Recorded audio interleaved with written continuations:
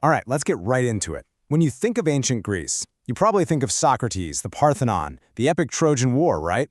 But what if I told you that underneath all of that, there was another civilization? A much older, forgotten people who literally laid the groundwork for everything we think of as Greek. Today, we are pulling back the curtain on the incredible mystery of the Pelasgians. I mean, it's a pretty fundamental question, isn't it? Before the Hellenes showed up, somebody else was there. They were building cities, they were farming the land, they were worshiping their own gods.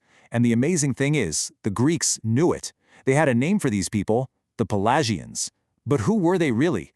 Well, to figure that out, we have to become detectives and follow the clues. And our very first clue comes from the beginning of Western literature itself. Right there, in the Odyssey, Homer is listing out the different peoples of Crete. And alongside the famous Achaeans and Dorians, he casually mentions the noble Pelasgians. Now this tells us something huge. For Homer, these weren't some vague mythical beings. They were a real, respected, and ancient people, an integral part of the Bronze Age world.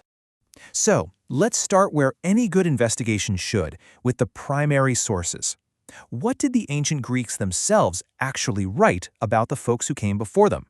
It turns out their story is surprisingly clear and consistent.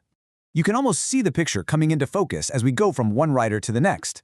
So Homer starts us off, establishing them as real people. Then Hesiod takes it a step further, saying no, they weren't just another people, they were the original people, descended from the very first man, Pelasgus. And then Herodotus, the father of history, drops the most tantalizing clue of all. They spoke a barbarian language, meaning a language that wasn't Greek. And this just perfectly illustrates how deep their roots went. In the Iliad, when Achilles, the greatest Greek hero, prays at his most desperate moment, who does he pray to? Not Hellenic Zeus. He calls him Pelasgian Zeus of Dodona. This wasn't just any old shrine. Dodona was the oldest oracle in all of Greece. So, by calling the king of the gods Pelasgian, Homer is basically admitting that the most ancient and holy parts of their world belonged to the Pelasgians first. Their religion was the bedrock. This brings us to this really cool and important concept, autochthonous. The Greeks, especially the Athenians, had this powerful belief that the Pelasgians were literally born from the soil of Greece, that they sprang from the earth itself. They weren't colonists or invaders, they were as much a part of the land as the mountains and rivers. This was a huge part of their identity. But here's the plot twist, thanks to Herodotus. Okay, so if the Athenians are super proud of being descended from these earthborn Pelasgians, but the Pelasgians spoke in non-Greek language, then how in the world did the Athenians end up speaking Greek? See the problem? This single question is a bombshell. It opened up this huge debate about a lost, pre-Greek world and some kind of massive cultural shift that must have taken place. So, ancient texts can only tell us so much, right? To really get to know the Pelasgians, we have to dig. It's time to move on to our second clue and see what archaeology has uncovered from this lost, pre-Greek world. And what do you know? Archaeologists are pretty sure they found them, or at least their stuff. We call it the early Helladic culture, and let me tell you, this was not some simple backwater. This was a highly sophisticated society that was thriving 1,000 years before the Trojan War, building some truly remarkable settlements. The absolute showstopper of this culture is a building called the House of the Tiles. And just look at what was going on here. This was a massive, 2-story administrative building. But the revolutionary part? The roof. It was made of fired clay tiles, a building technology so incredibly advanced that after this culture collapsed, it would literally vanish from Greece for over 1,500 years. This shows us they were master builders. You can draw a direct line from this kind of monumental stonework to the later Cyclopean walls of Mycenae that the Greeks thought were built by giants. So, this is the big question. What kind of society built something this amazing? For a long time, the thinking was, oh, it must be a chieftain's palace. You know, a top-down hierarchical society with a king calling all the shots. But a newer theory flips that on its head. What if it wasn't a palace, but a huge communal feasting hall? And those 140 seals? Maybe they weren't the king's stamp of ownership, but symbols of different families all chipping in for the community. That paints a totally different picture, right? One of a cooperative society, which is a really stark contrast to the warrior king culture that came later. Okay. Ancient texts and archaeology give us some powerful hints. But what if we could ask the Pelasgians themselves who they were? Well, in a way, we actually can. Let's move to our final clue, which comes straight from the cutting edge of modern science.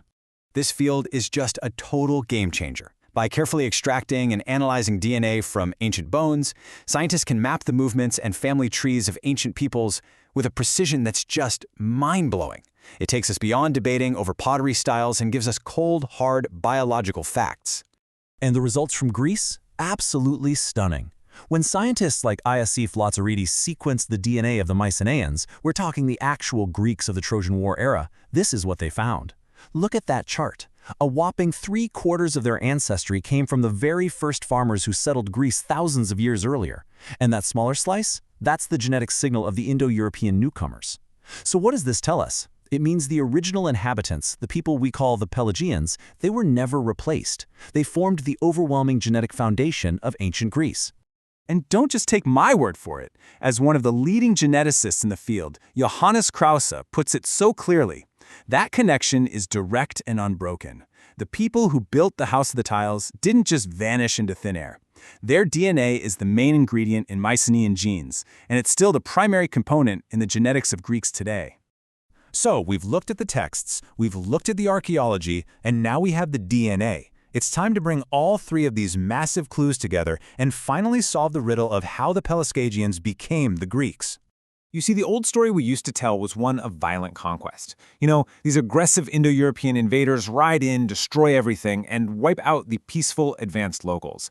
But the evidence just doesn't back that up anymore. What genetics and archaeology are telling us now is a story of assimilation. A smaller group of people who spoke an early form of Greek arrived and merged with the much, much larger and already established Pelasgian population. It wasn't a replacement, it was a merger. And you can really break it down into these 4 steps. First, you have the Pelasgian foundation. They've got advanced farming, incredible architecture, and these deep religious traditions centered on earth goddesses. Then, step 2, you have the arrival of the Indo-Europeans, who bring a new language, Proto-Greek, a different kind of warrior culture, and a patriarchal social system.